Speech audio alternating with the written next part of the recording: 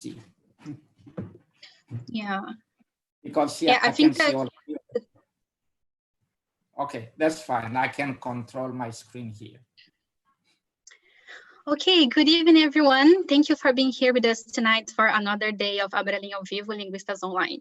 My name is Ana Lívia Agostinho, and I'm a professor at Federal University of Santa Catarina in Brazil, and I'm speaking for Berkeley, California. It is an honor and a great pleasure to introduce Professor Salikoko Mufwene, who kindly accepted our invitation for the Abralin ao Vivo, Linguistas Online series tonight. Abralin ao Vivo is an initiative from Abralin, Associação Brasileira de Linguística, in cooperation with the CIPL, Permanent International Committee of Linguists, the ALFAL, Association of Linguistics and Filología of Latin America, the SAEL, Argentine Society for Linguistic Studies, and the LSA, Linguistic Society of America. Professor Salikoko Mufwene from University of Chicago is one of the most influential names in Pidgins and Creole studies and in contact linguistics in general. In his works, he deals with some of the main issues within the field of contact linguistics, such as the emergence of Pidgins and Creoles and language evolution. He has also worked with many contact languages, such as Gula, Jamaican Creole, Kikongo Kituba, Lingala, among others. Tonight, Professor Mufwene will give the talk, How Pidgins Emerge, Not As We Have Been Told. After the talk, we'll have time for some questions that you may ask via chat. So without further ado, let us hear from Professor Salikoko Mufwene. Thank you very much, Miguel and Anna, for inviting me. It's a true pleasure to be able to be here. And I'll gladly talk to you about the emergence of Pidgins as I understand the evolution now. And what you will notice is that I will be kind of subversive in a number of ways because that's really where history is taking me. And I will start by my PowerPoint.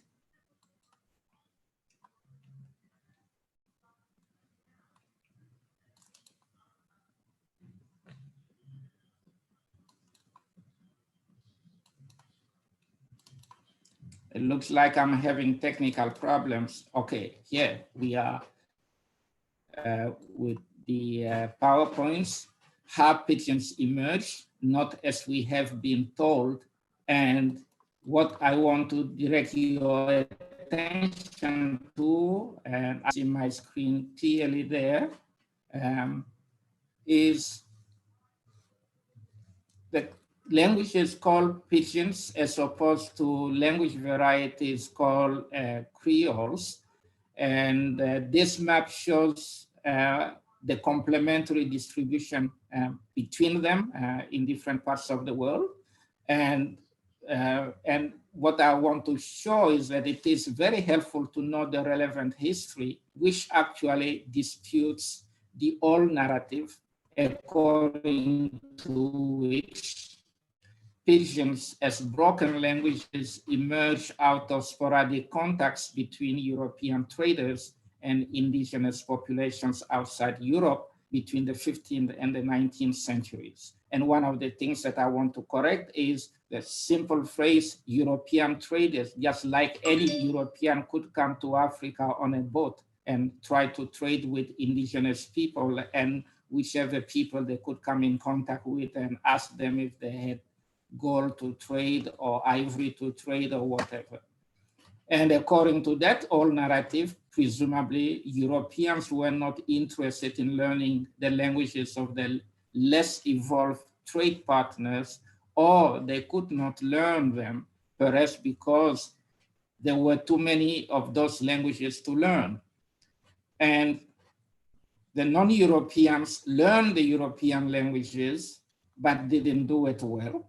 And the reasons are that they had too limited exposure to them, and or perhaps being allegedly less evolved or mentally inferior, they couldn't really master the sophisticated European languages.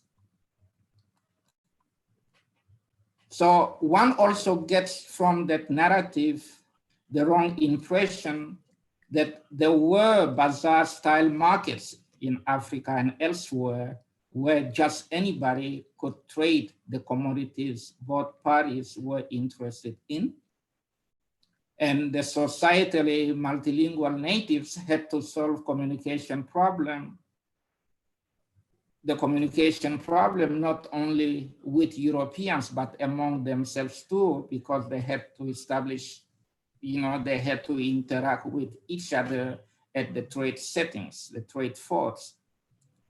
And the immersion pidgins became convenient lingua francas for everybody. And then from there, the narrative goes to say, in plantation settlement colonies, the pidgins either imported from elsewhere or produced locally apparently evolved into Creoles by nativizations. In other plantation colonies, which were not settlement colonies, such as in Melanesia, the pidgins evolved into expanded pidgins, which in the literature have typically been lumped together with Creoles. However, history tells us that that's not really the case with Cameroon and Nigeria, which have Cameroon Pidgin English and Nigerian Pidgin English varieties that are usually cited in the literature. They are not consistent with this particular stipulation, and we have to handle that particular situation too. If you put it in perspective, this narrative has been convenient, assuming that, one, systems usually evolve from simpler to more complex structures, such as in the phylogenetic evolution of language, or in the ontogenetic development of language, from child language to adult language. Okay. After all, the people that produced pidgins were considered by Europeans to often speak childlike and less evolved languages, and were incapable of learning the more evolved and complex structures of the relevant European languages. This is at least the interpretation that you get from reading the late 19th century French philologists who were interested in Creole, such as Charles Bessac or Julien Vincent or Lucien Adam. Never mind the fact that the non-European populations are modern Homo sapiens and not children. Despite the inaccurate claim that Creoles were produced by children guided by the language by program, with children then bailing their parents out of the communication chaos or impasse. The historical facts actually dispute this narrative, and those facts have usually been ignored. One of the facts is that if you look at the morphosyntax of European languages, such as English and the Romance languages, they have evolved in the direction of impoverishment. So English and the Romance languages are, as spoken today, have an impoverished morphology compared to respectively Old English or Latin, from which they have evolved.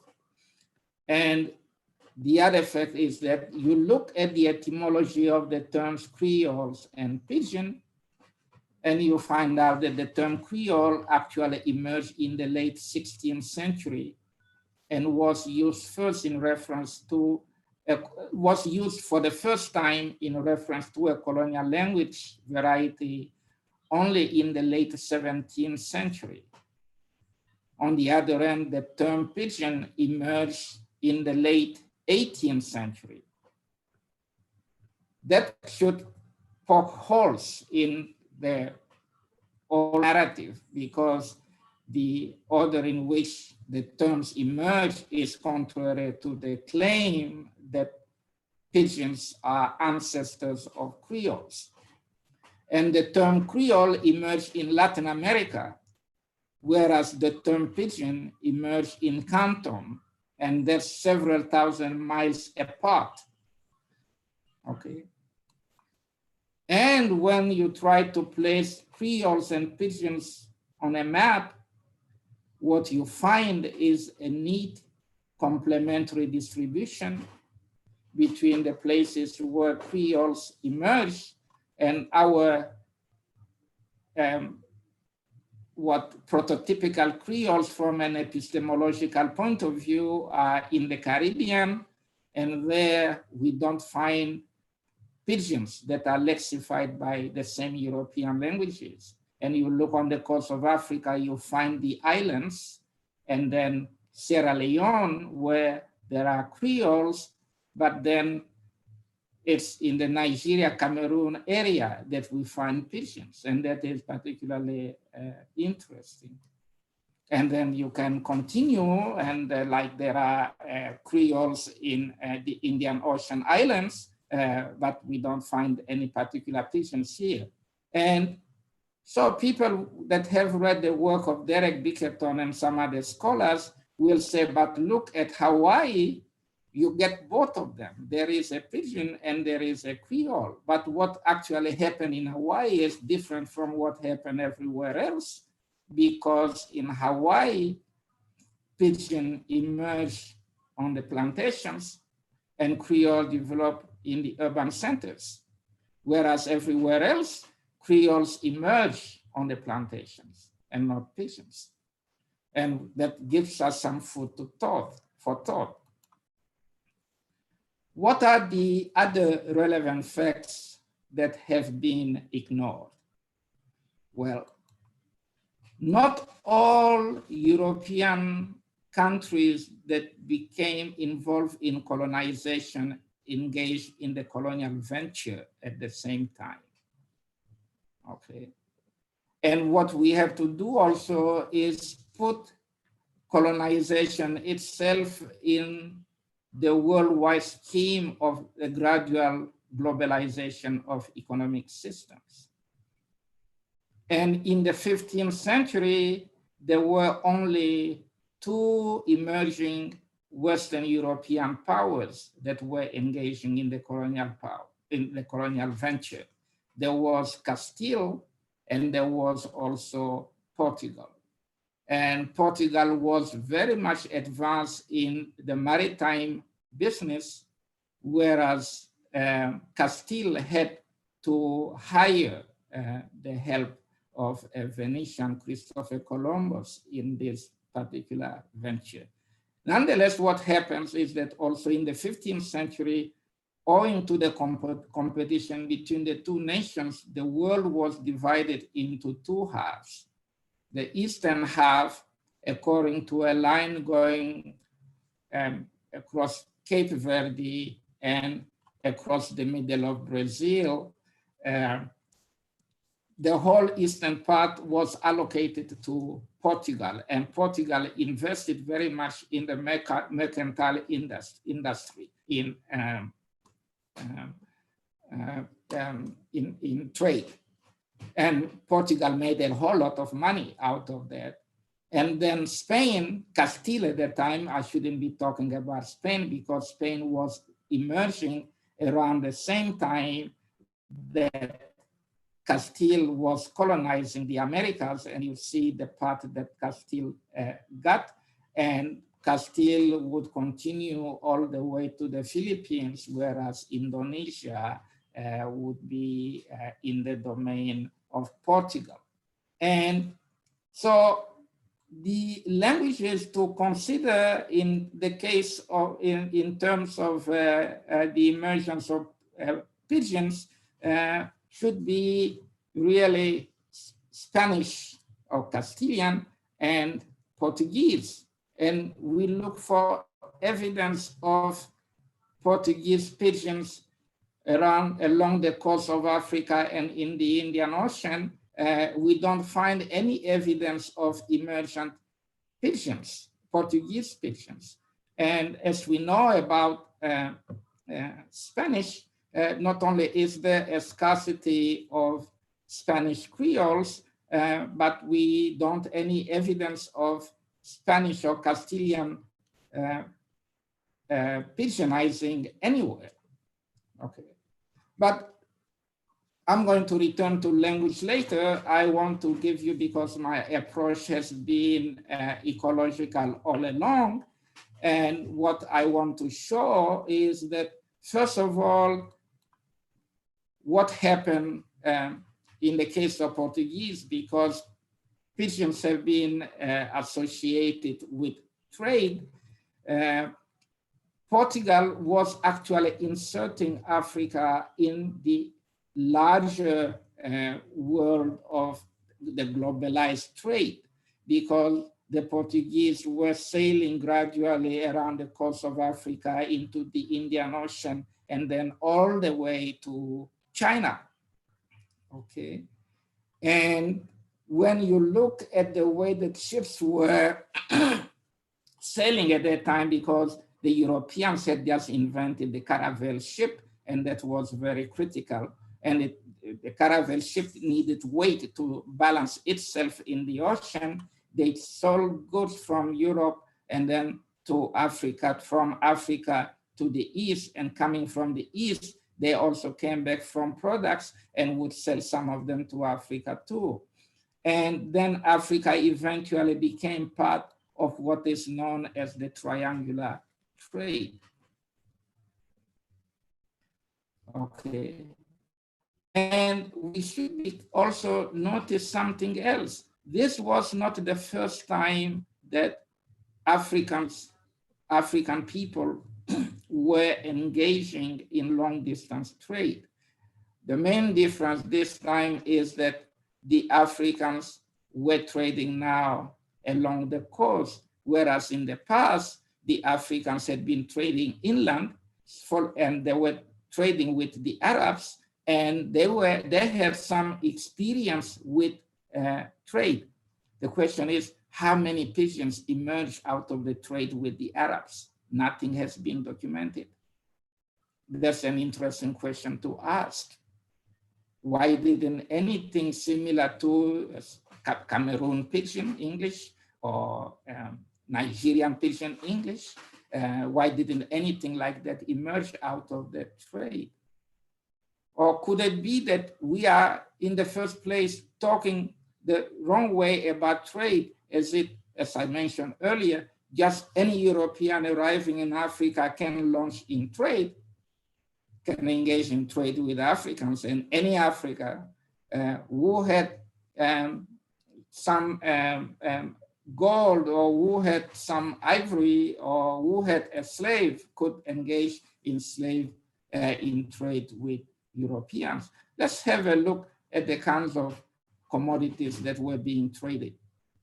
The Europeans to Africans sold cotton, cloth, woolen textile, iron bars, copper, guns, jewelry, alcohol, and many of those things were the kinds of products that the Europeans didn't want anyway.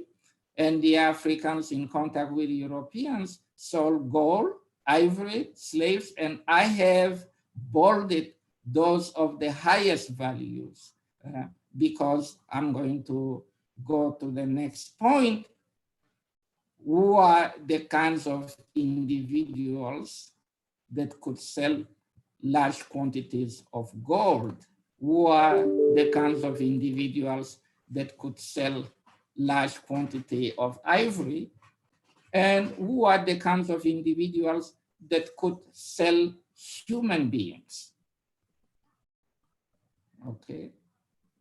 So something is already wrong in the way that we have been discussing the trade between Europe and Africa, or trade between Europeans and non-Europeans in general, because we overlook something. As we read that particular history and you pay attention, history actually tells us about East India Company, the West India Company, and they are modified. The Portuguese East India Company, the British East India Company, the Dutch East India Company. We are talking here about corporations with a lot of money, okay?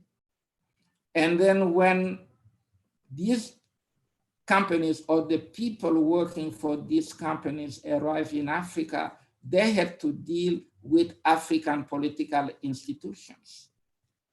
So Africa was not really just wilderness where the Europeans could arrive and then, you know, get on the shore and try to buy commodities. There were protocols to follow, okay? Here, this map shows several layers of imperial power, of empires or kingdoms, like the Mali Empire, the Ghana Empire, and when you look carefully at the map, the positions of these empires are not coextensive with the places now called Mali and Ghana and so forth. These are different kinds of institutions, okay? And you look at the history of Africa and read it very carefully. One of the things that you notice is that these places were very well organized. And Europe, as we know it today, has developed, especially since the colonization of the rest of the world. Europe in the 15th century was not much better off than Africa.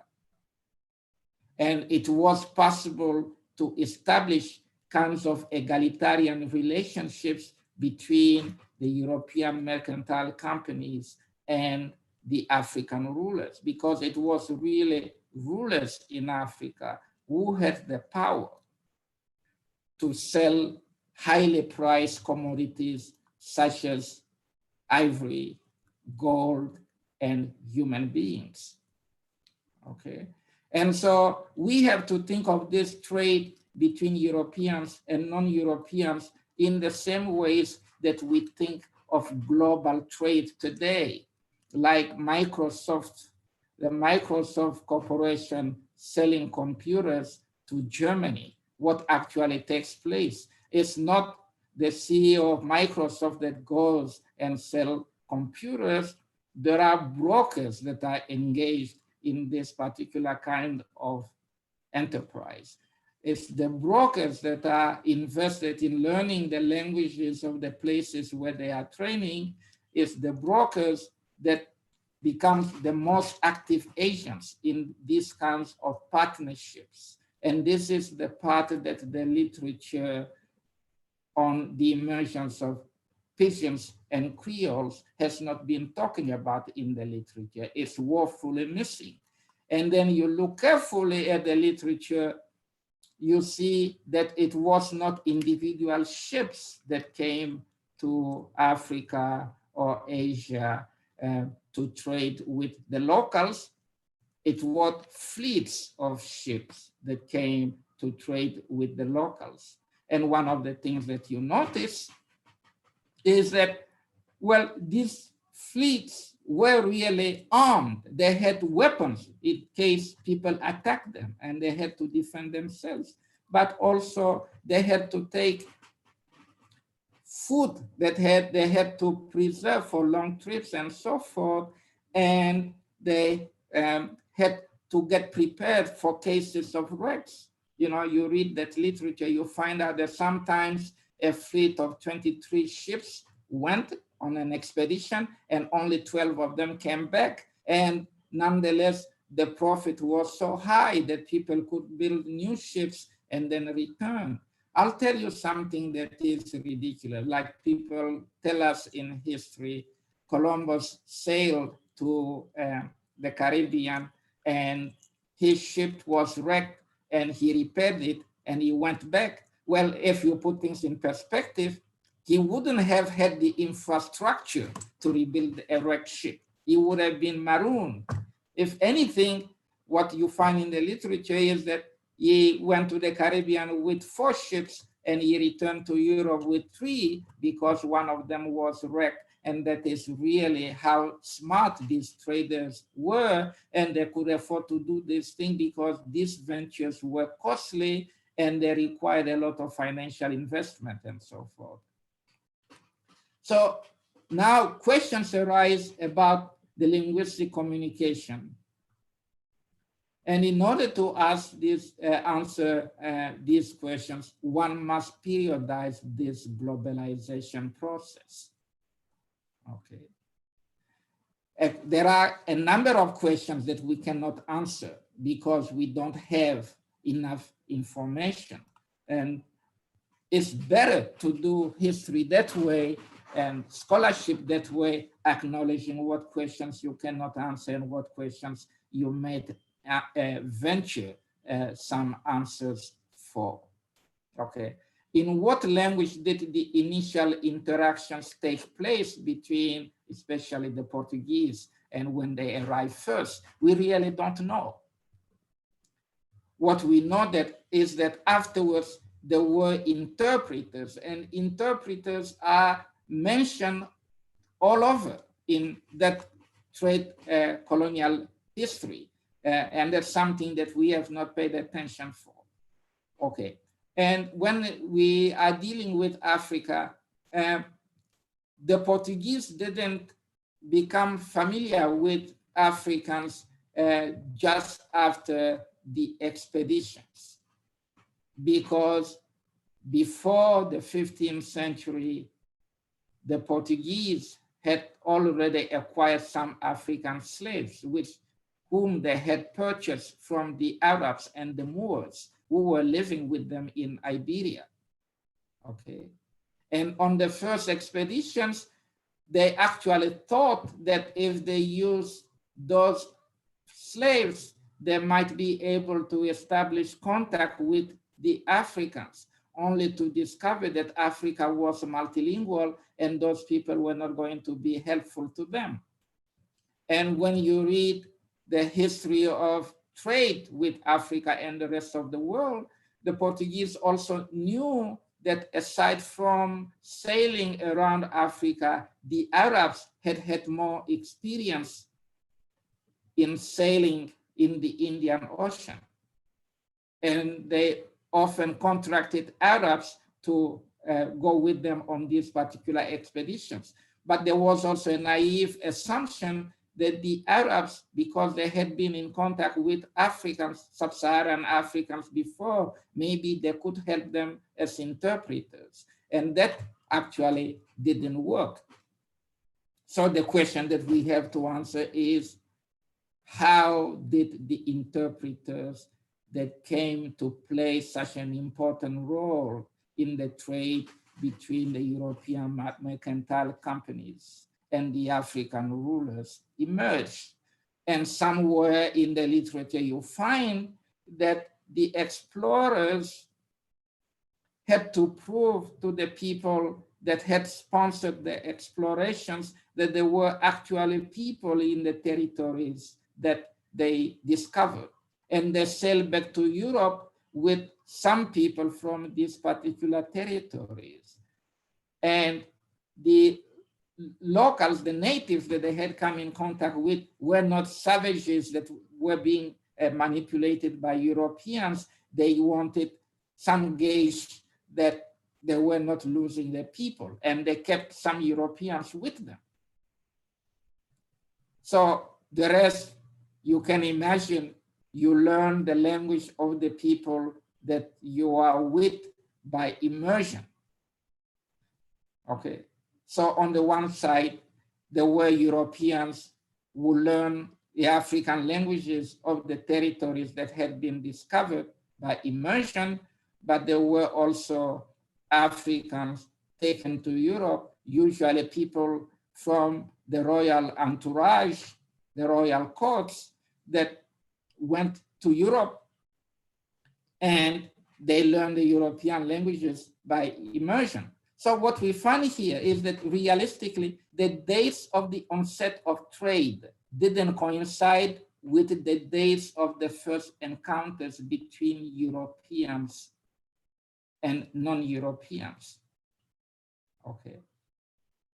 these are things we have to think of the trade in human terms and not in mechanical terms, okay? And what we also have to remember, and this has seldom come up in the literature on mentions of Creoles and Pidgins, is that the colonization of the world by Castile and Portugal occurred at the tail end of what is known as the Reconquista and the Inquisition in Iberia. What impact did the Reconquista and Inquisition have? Well, they drove Jews out of Iberia. They drove Arabs out of Iberia. And there were a number of these people that relocated in different parts of the world. Some of the people that left Brazil, that left Portugal went to Brazil. And some of them went to Africa. Okay. And this led to the presence of escapees and self-exiles known respectively as lanzados and tangomaos on the coast of West Africa. And that is particularly important because the people, as they went there, they had to negotiate the terms of their existence with the local rulers. And very often they form unions with local women. They really went natives. And they would become speakers of the local indigenous languages.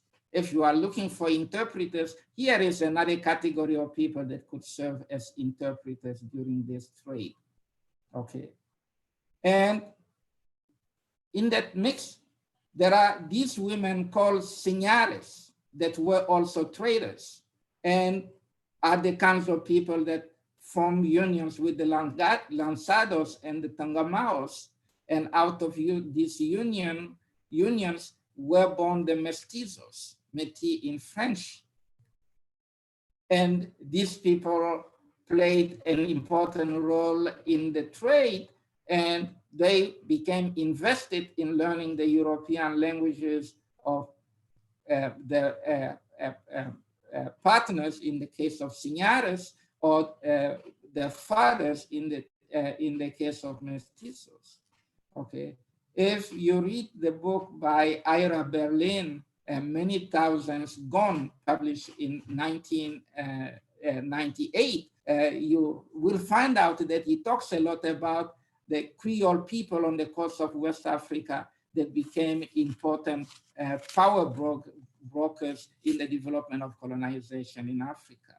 Okay, but the foreigners couldn't really go into the interior of Africa, and what they would do is hire the locals that could go into the interior and get the commodities that they wanted. And that's where we found the grumetes, who originally worked on ships, but could be used also in the trade with the interior, but there were indigenous traders known as pombeiros who became partners with the Europeans and working on the side of African rulers, and became very important power brokers in this particular trade.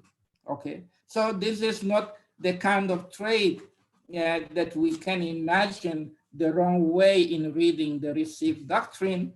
This is trade like in the modern globalized world, where every company has its representatives and its brokers, and it is through those people that the trade would take place. What is the big picture that arises out of this?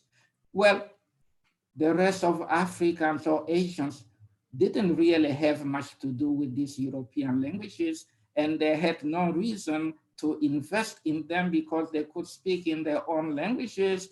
And if you were in the areas that were raided by the slavers, you were too busy protecting your skin rather than learning a European language, and you follow the history of colonization in Africa, you find out that all the way to the 20th century, the colonization of Africa, that is the exploitation colonization of Africa from the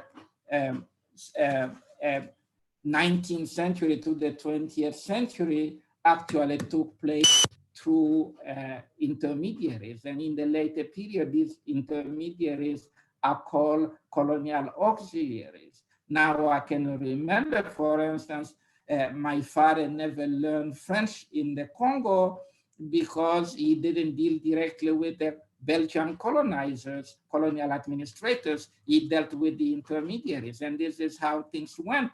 And this is the picture that you still get when you see to what extent European languages have spread in Africa. Very little spoken typically by 15 to 20% of the relevant former colonies, because the rest of the population has had no investment in the European languages. And this is something that we have to realize. And so there was really no need for a Pidgin to emerge, because the interpreters were there making a good living with the command of the European language. I'm not claiming that the interpreters spoke the relevant European languages perfectly, but they certainly didn't speak Pidgins, as I hope to show later on during this lecture. And you also notice in history that there were emergent series in the European style on the coast of Africa during that time. And among these are Gorée and just, near Dakar, and Elmina in Ghana. And there were a lot of Europeans in these places. That's what history tells us. But there are no references to any Pidgins in interaction between these Europeans and Africans. Okay, so what my thesis is, Pidgin as a broken language doesn't appear to have been an option, given the economic value of the commodities that were being traded. Nor could just anybody be involved in the trade. Besides, there is no evidence of bazaar-style transactions between Africans and Europeans. That's something that we really have to get out of the picture. And you read that history carefully, it was Portuguese, not Pidgin Portuguese, that appears to have been used in the trade till the late 18th century. The present nationalistic ideology of national languages in Europe was not in place yet.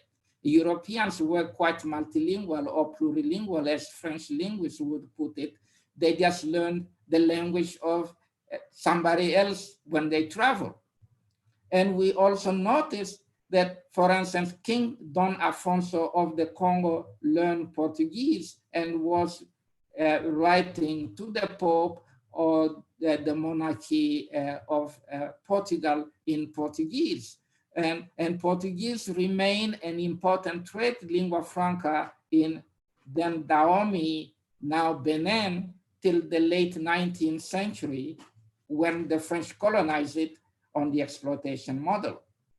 And Pidgins also seem to be a peculiarity of British colonization. If you pay attention to Pidgins and Creoles lexified by European languages, it's interesting. You don't find French Pidgins. You don't find Portuguese Pidgins. You find so many British Pidgins.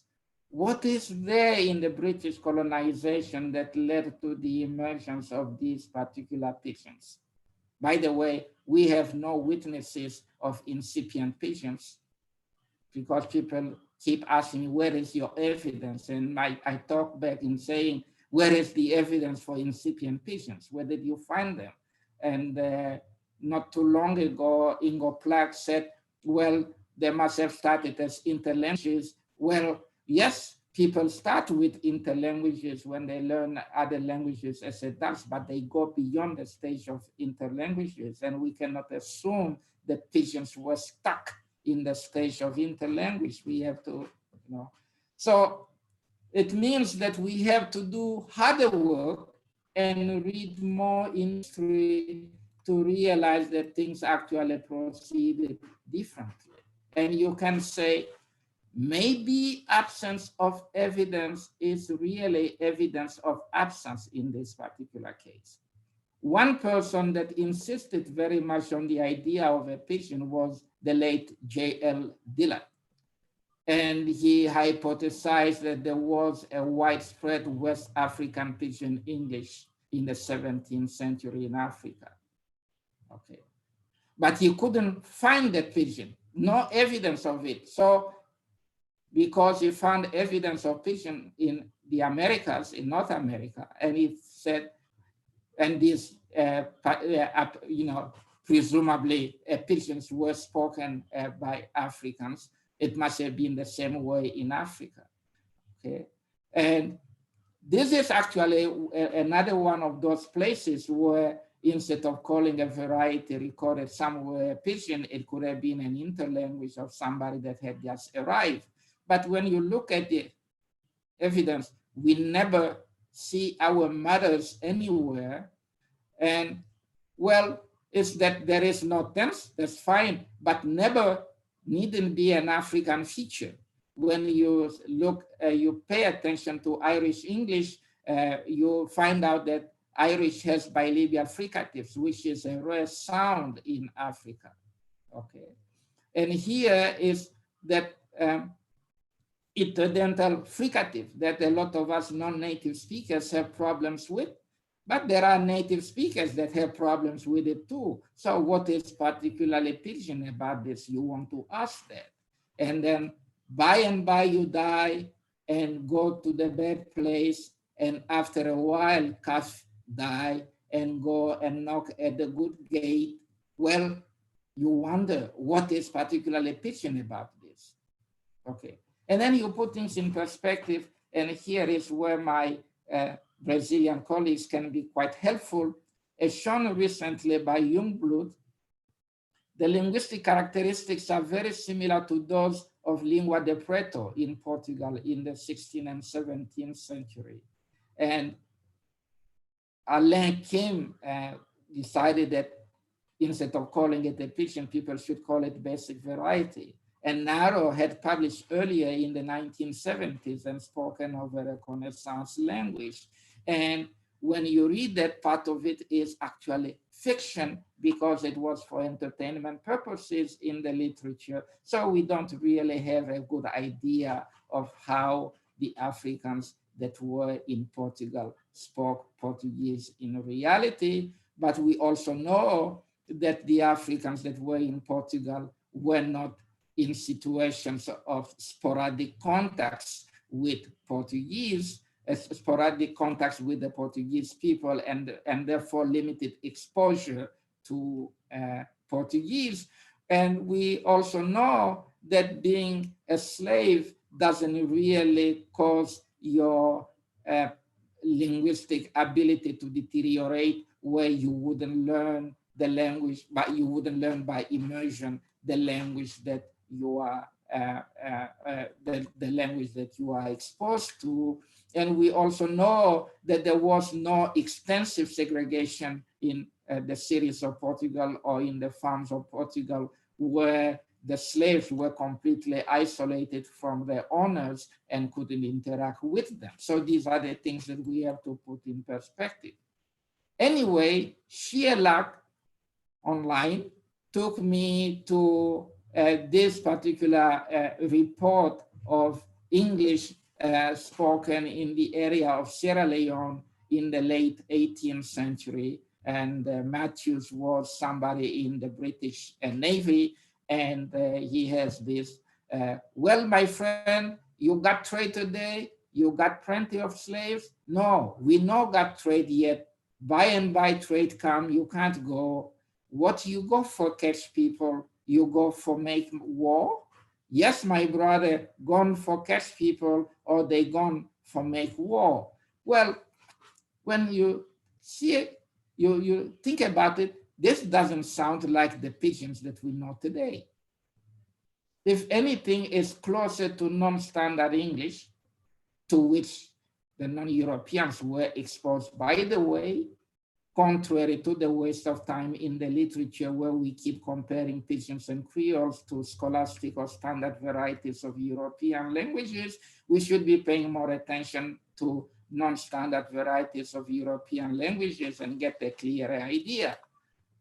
Now, when you come to modern times and you see samples of Pidgin in Cameroon, for instance, Nassau Bin Don tell you, this is more divergent from English than the sample that I showed you earlier, okay? Or this passage from Chinua Achebe, you know, see how the title rough like sandpaper for mouth, Dr. Chief Mrs. No catch at all, okay? The kind of thing that however fluent you might be in English, you may have trouble interpreting, okay? And you see wetting at the top, how many minister fit answer, sir, to know to any Tom, Dick, and Harry were senior them for age, okay? And one of the things that we notice here too is that if the texts that we find in the literature are authentic and believable, then there is something here that is similar to what Robert Chaudonson had suggested, that there is the Pidgins and Creoles both emerged by basilectalization, by divergence away from the European model, which suggests that earlier in time, Africans didn't really speak incipient Pidgins or some sort of broken languages, but they spoke closer approximation of the European languages. And the reason why things would be so is because trade was operating in such a way that not every African was interested in learning the European language, and the people that learn the European languages were interested in them for professional reasons, and they had to produce the best varieties they could.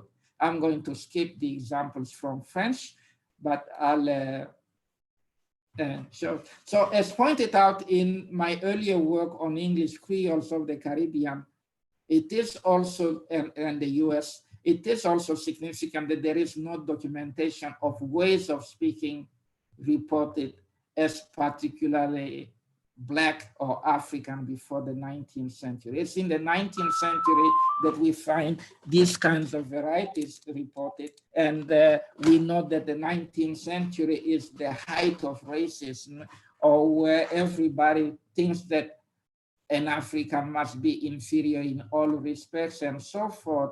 And my position is that a whole lot of what we find in the received doctrine is so influenced by the 19th century ideology of racism, of European superiority, of European as more evolved than non-Europeans, that linguists are probably not aware of, but have still kept in the literature. So later on, I'm going to talk about Creole exceptionalism that Michel de Graaf has talked about, but this is really how things are going. And we also, I found out that the earliest documentation of Gala is from the mid-19th century, before Ambrose Gonzalez. It was Gilmore, I forget his first name, and this is a text that I found in his, so William Gilmore Sims, I'm sorry. And Mr. McCord, if the alligator go down to the bottom and have you on his back, that very bad, you have for swim out the best way you can. Can is just like Gala in Gala today, have is have, but I told you about the bilabial fricatives. And if you go and you study Gala, you might hear people say very well instead of very well. But then you go to Jamaica, you hear words such as vex, but that is also because the Irish indentured servants probably said vex, and since the bilabial fricative is not common in African languages, it was just changed to a bilabial stop. So these are the kinds of things that we have to remember. And what we have to remember is that it is in the 17th century that England, France, and Holland joined Portugal and Spain in colonial ventures that would eventually transform much of the world into Anglophone, Francophone, Hispanophone, Lusophone, and Creolophone colonies. Okay, but we also have to remember that in a way, European and African contacts of the 15th to the 18th centuries, some were conjured up today's style of global trade, as I explained later, with networks and partnerships involving African rulers and European entrepreneurs connected by their brokers. African kings and chiefs didn't lose control of things, and relations remained relatively egalitarian until the 19th century, when the trade colonies would become exploitation colonies.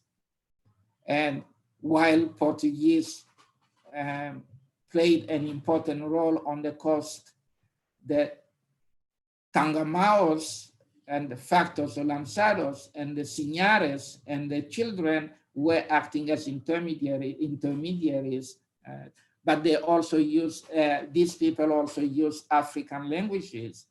Africa was then part of a worldwide globalized network in which its rulers engaged as equal partners, so to speak, in the triangular trade, which ignores the goods that came from Asia. Well, that's the thing, okay? And I want to dwell on that map. Okay. Outside the fort, trade was conducted through interpreters and intermediaries. In Africa, the practice continues up to the early 20th century, even after trade colonies had evolved into exploitation colonies. Portuguese remained the language of trade and diplomacy until the late 18th century along the coast of Africa and all the way to Japan. In the Americas, trade with the natives was conducted in Native American languages such as Tupi or lingua geral, Quechua, Chinook jargon, and the significance of these languages decreased with the expansion of settlement colonies and the marginalization of the Native Americans from the new socioeconomic world order. And these things are particularly significant to make sense of that. And we have to explain actually why this difference in Africa and Asia. The Pidgins are based on European languages, but in the Americas, the Pidgins are based on on indigenous languages. And then as we read things, the book published by Drexel in 2015 underscores not only the reliance of Europeans on indigenous and Polynesian interpreters in the Pacific during the 18th and 19th century, but also the role played by maritime Polynesian Pidgin in the three-language interpretation chain. And later on, maritime Polynesian Pidgin was simply replaced by English Pidgins in the Pacific, but that is in the 19th century. And the 19th century is such a critical time because when you pay attention to all these varieties, they all emerged in the 19th century, not earlier. Okay, so Cameroon Pidgin English and Nigerian Pidgin English didn't emerge earlier, and I will explain shortly why. Okay, colonial history does not support the traditional position according to which Pidgin lexified by European languages emerged early in the context between Europeans and non-Europeans. None appears to have emerged before the 19th century. Creoles had emerged already by then, albeit as close approximations of the European lexifiers. Creoles didn't emerge from erstwhile Pidgins.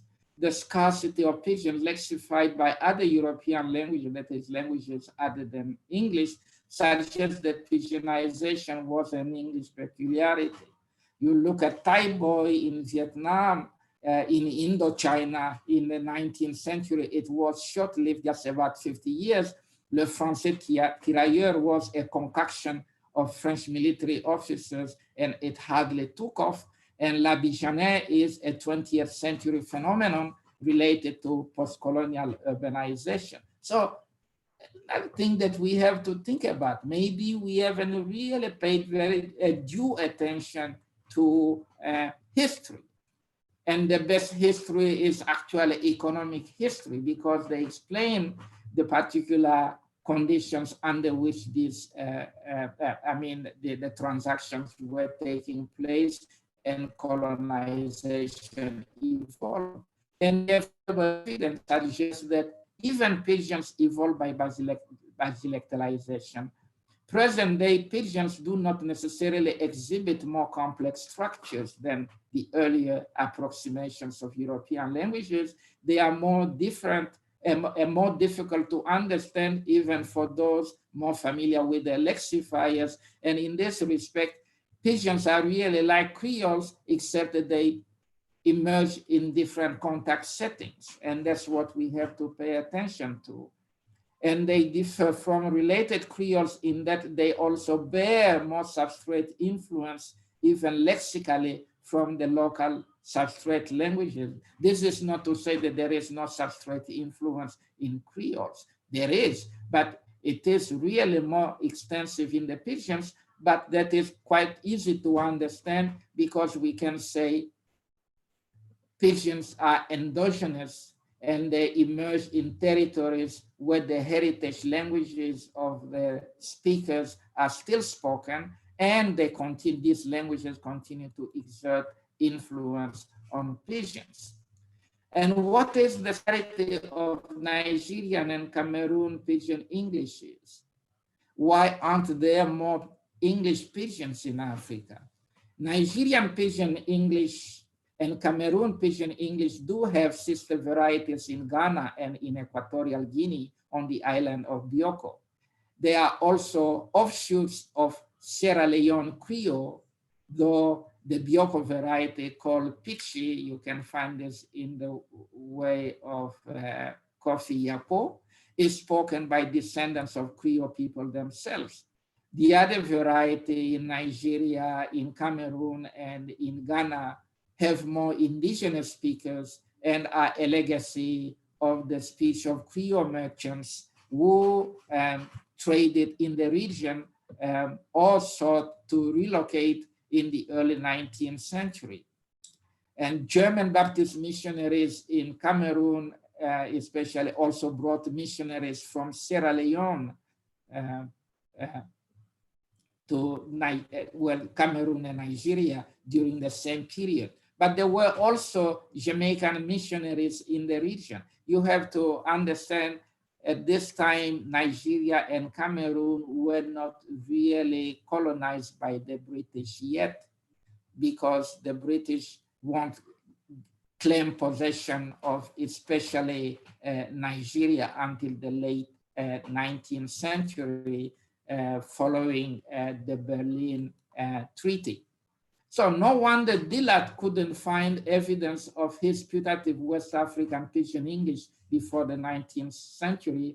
West African Pidgin Englishes emerged in the 19th century as offshoots of Sierra Leone Creole, which had emerged a century earlier as an offshoot of Jamaican Creole. And Pace Hancock, there couldn't have been a Guinea Coast Creole English along the Senegambia, which spread southwards since the 17th century, because the trade language on the African coast was then Portuguese. The Senegambia littoral is actually where Guinea's Creole and Casamance in Senegal evolved, although Creole may be an offshoot of Cape Verdean Criollo. Okay. And besides, Guinea-Coast Creole English couldn't possibly have developed in the second half of the 16th century, as claimed by Hancock, because the English were not in the colonization picture at that time. We have to wait until the 17th century before the English engaged in the colonization venture. Okay. And Hancock cites evidence from Guinea-Coast Creole English, and the evidence, as you see, is from the late 18th century. I'm not going to read it because I'm short of running out of time.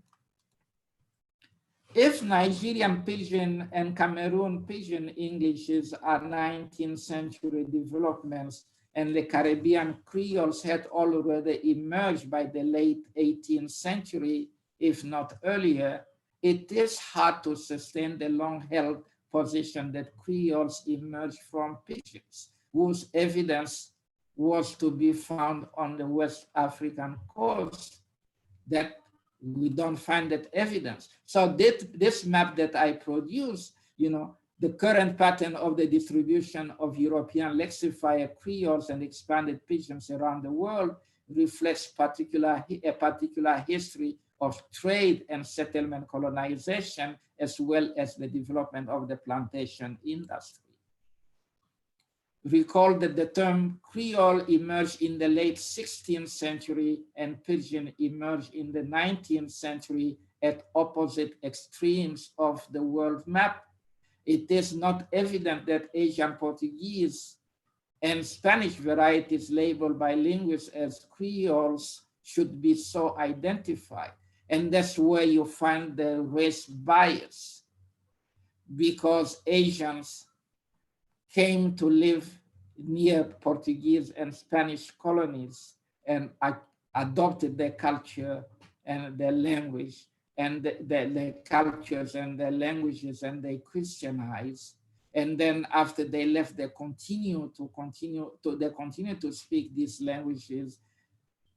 Linguists rush to brand them as Creoles instead of just saying these are Asian Portuguese or Spanish varieties. It's normal that there would be substrate influence. Isn't there substrate influence in the Romance languages?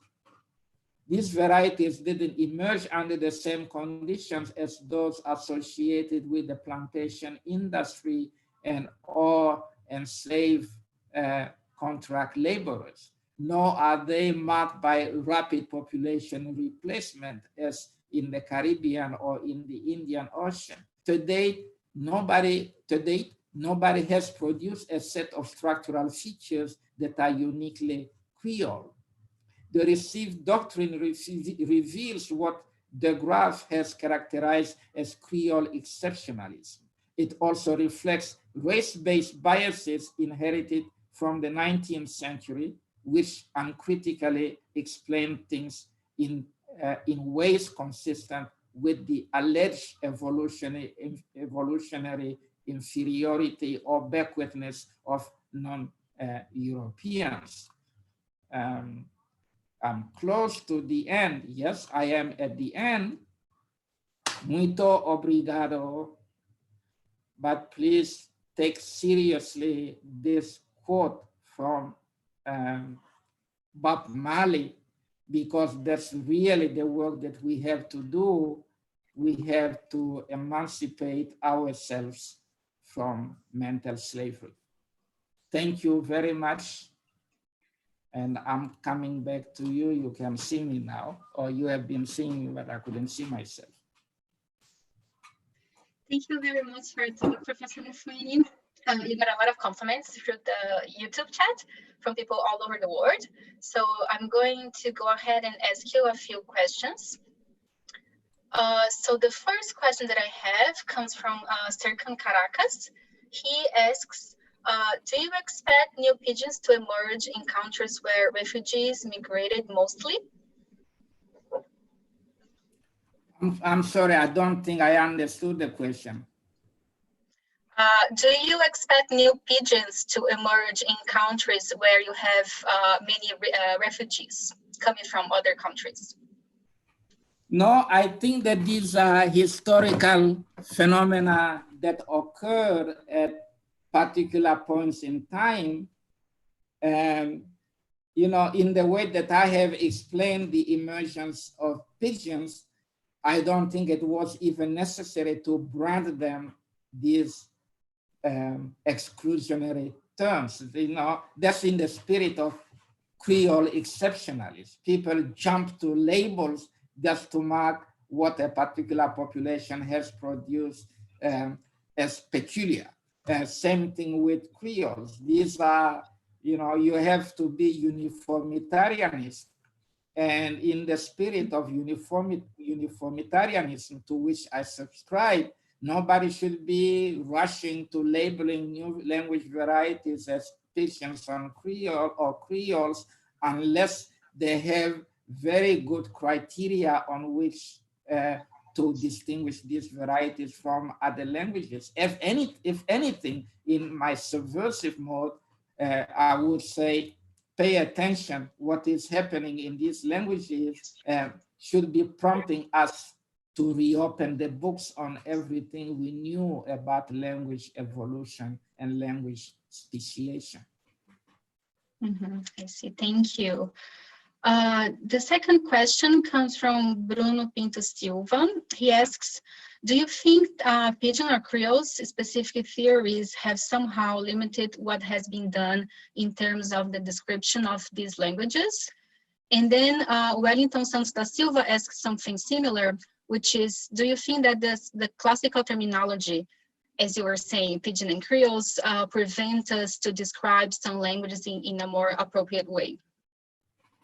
That's right. Once you adopt the term Creole or the term Pidgin a priori, you kind of set yourself up with a kind of methodological bias. You think that they must have evolved in different ways from other so-called normal languages.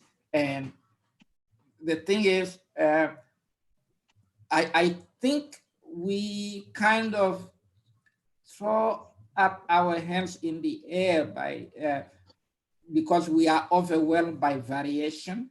We are overwhelmed by the number of things that we have to consider, and we forget that in traditional historical accounts, we have telescope data. They are cleaned up for us, and we don't deal with that variation anymore. We can reintroduce variation in traditional historical accounts. If anything, I believe the Creoles and Pidgins are inviting us loud and clear to do historical linguistics in a more detailed way, facing the kind of variation that we face in the case of Creoles, to embed the histories of different languages considered more normal in the relevant population structures, in the relevant ecological backgrounds, and come up with a better understanding of what happened. It's not by accident that some people said, actually, the Romance languages themselves are Creoles. Okay, if you start doing things that way, backward, you'll find out that you can call almost any language a Creole too. Yes. And you won't go very far. Yeah. So yeah. Great, thank you. So the next question comes from Michel de Graaf, and he says, I think you also have data and analysis against the Victorian version of the Pidgin to Creole hypothesis with a local Pidgin to Creole evolution. So he says, might you be able to say something about that? Local Pidgin to Creole evolution. Well, the only place where this was proposed is in Hawaii, to my knowledge, because according to Derek Bickerton and other students of those varieties, in Hawaii, you can still find a distinction between these varieties. The problem is that when you travel to Hawaii, everybody refers to Creole as Pidgin, and people don't use, the speakers of the varieties don't use the term Creole. The other thing is that, as I said in my presentation, the fact that Creole emerged in the city, in Hawaii, rather than on the plantations, is significant in itself, because there is the kind of contact that could produce a new vernacular variety that people would use on a regular basis. There was more contact between the people that came from different backgrounds in the city than on the plantations. On the plantations, it was different. On the plantations of Hawaii, unlike on the plantations of the Caribbean or the Indian Ocean, the contract laborers were segregated among themselves. Okay, they were not slaves, they were contract laborers, they were segregated among themselves. They lived in separate houses. They could continue to speak their heritage languages among themselves and kept them. And you go to Hawaii, people still can identify themselves, the descendants of the contract laborers can still identify themselves as Chinese, as Japanese, as Koreans, as Filipinos, which is not the case in the Caribbean, okay? And in Hawaii, people receive instructions for work through the foreman. The foreman was expected to speak English, but the other contract laborers were not expected to speak English. And if anything, that is where we can probably observe the emergence of a pidgin in the way that is described in the literature on Creoles and pidgins, because the contract laborers, if they cross ethnic boundaries, they could resort to a broken variety to communicate with each other. Okay. In the plantations of the Caribbean, yes, there must have been an interlanguage phase for the adults that were there, but they moved on to learn the languages that was spoken about them, albeit as second language speakers. But at the same time, we also have to remember that the plantations of the Caribbean grew gradually from the homestead phase and during to the plantation phase. And during the homestead, the slaves were in the minority and they lived in families. This is not to say there was no discrimination. The main difference is understanding the difference between discrimination and segregation. And it is on the plantations that segregation becomes viable for both parties, okay? And it is after segregation that you get this diversion between the variety, the lexifier spoken by the Europeans, the colonists, and the lexifier as spoken by the enslaved populations, and they diverge gradually. And the more Africans there are, and you get a situation that is similar to what you find now in Africa and India, for instance, where English or French is spoken among indigenous people, and there is more and more room for substrate influence, something like that. There are a number of questions that we still have to answer, and Michel de Graaf himself has wrestled with them, like if you can transfer what substrate influence faithfully, or whether substrate influence itself is modified in the process as it gets integrated in the immersion vernacular. Yeah, I think the example that you gave on the Portuguese from the Portuguese Creoles from Africa and the Portuguese in Asia is a really good example of that. That's right. Okay, so I'm going to go to the next question from Leticia Fernanda. She asks, Professor Mufwene, regarding the to African American English, do you support the Creole hypothesis? You mean the hypothesis that African American English emerged from an erstwhile Creole? Yeah, No, or if it is a Creole. I don't support it. And I wrote an extensive chapter, a contribution to the handbook of African American language, where I show that the conditions under which African American English emerged are different from the conditions under which Gala emerged, and the conditions under which Caribbean English Creoles emerged. Of course, there are similarities. There are African populations in all these places, and more or less the same languages were present. And the lexifiers were also non-standard English. So there are going to be a number of similarities, but the conditions are really not the same. Where African American English emerged, segregation actually was institutionalized pretty late in the last quarter of the 19th century. Where Gala emerged, segregation was instituted officially in 1720 in the early 18th century. These are really different conditions. Where African American English emerged, the Africans were not the majority population, whereas where Gala emerged, the Africans were the majority population. So you're going to find more similarities between Gala and Caribbean English Creoles than you are going to find between, not only structurally, but in terms of the ecologies of the emergence, then between those particular Creoles and African American English. Okay, thank you. A somewhat similar question is from Jessica Mayara Andrade de Queiroz. She asks, what do you think about the general Amazonian language being called Creole? Well, that's what I call colonial linguistics. Yes. Because it's something non-European, you just jump to the conclusion that it must be a Creole. What we should be doing is pay attention to the facts, historical and structural, and show how the language variety has emerged and so forth. I think that we shouldn't pay so much attention to the labels. The labels, as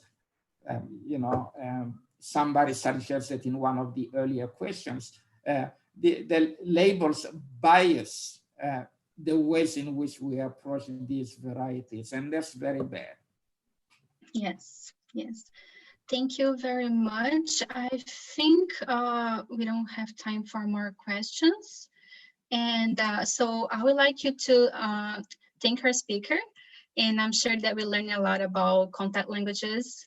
And I would also like to personally thank Abralin for making this possible, since the area of Pidgin and Creole languages is not very well known in Brazil, but we are definitely trying to change that.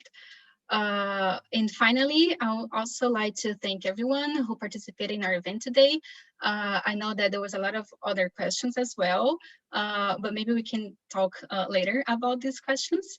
And also, I would like to thank TraduPoints for the Brazilian Portuguese translation. Good night and stay safe. And thank you so much again, Professor Salikoko Mufwene. And thank you for inviting me in the language of airline companies.